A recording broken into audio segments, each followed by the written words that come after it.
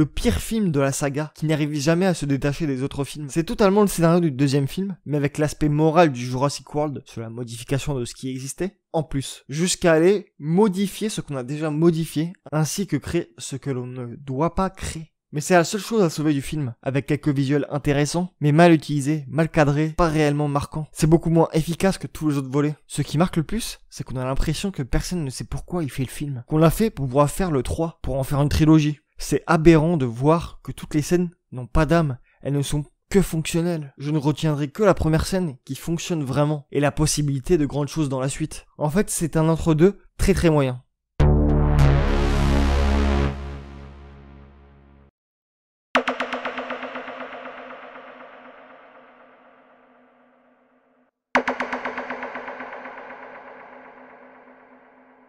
Le problème avec ce film, c'est qu'il ne raconte pas grand chose de pertinent. On revient à un concept proche des deux premiers opus, sans vraiment apporter de nouveautés ou de réel intérêt. En termes de mise en scène, on est sur quelque chose de beaucoup moins intéressant, un peu plus plan-plan, sans de réel grain de folie. Mais on va pas se mentir, cela reste efficace. On est dans l'apothéose du film qui veut en faire toujours plus avec des dinosaures de plus en plus gros et de plus en plus dangereux. Les personnages sont insupportables, en plus d'agir en totale stupidité. On a juste envie qu'ils meurent. Et comme dans 3 des 5 films de la saga, on a le T-Rex qui revient remettre les choses à plat. J'ai l'impression que c'est un peu une excuse de facilité. C'est un peu l'excuse de facilité de cette saga. En fait, c'est un peu un medley de ce qu'on a pu voir dans les 2 premiers opus. Et ainsi conclure un peu cette trilogie d'une manière assez pauvre.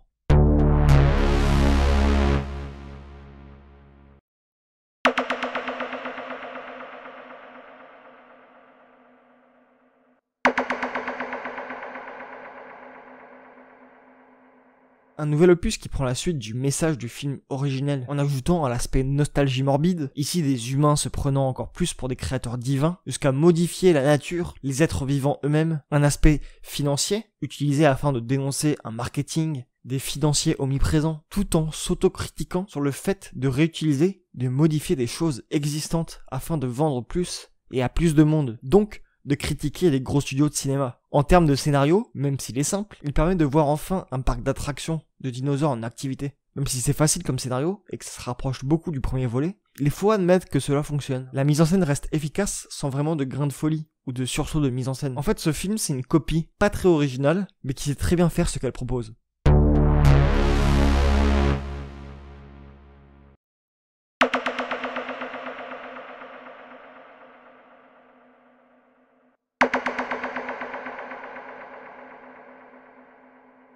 Ce film montre un autre aspect du message nihiliste du premier film. Ici, on s'attaque plus à l'aspect braconnage et utilisation des animaux à des fins d'exposition comme dans un cirque. C'est totalement un film similaire à King Kong, je trouve. On voit tous ces soldats chassés, fatigués, maltraiter les dinosaures qui n'ont rien demandé à personne, et ensuite vouloir en exposer. Mais logiquement, ça va mal se passer. Comme s'ils ne peuvent pas se trouver à notre époque. Comme si on nous punissait. Et le fait que le Dr Malcolm soit le personnage principal, contrairement au premier film, rentre en adéquation avec cette idée encore plus nihiliste, puisque c'est lui qui disait que c'était une mauvaise chose dans le premier film. On garde une continuité en termes techniques, ce qui est plus qu'une qualité, puisqu'on nous resserre des incroyables scènes totalement anxieuses et maîtrisées, comme la scène des hautes herbes.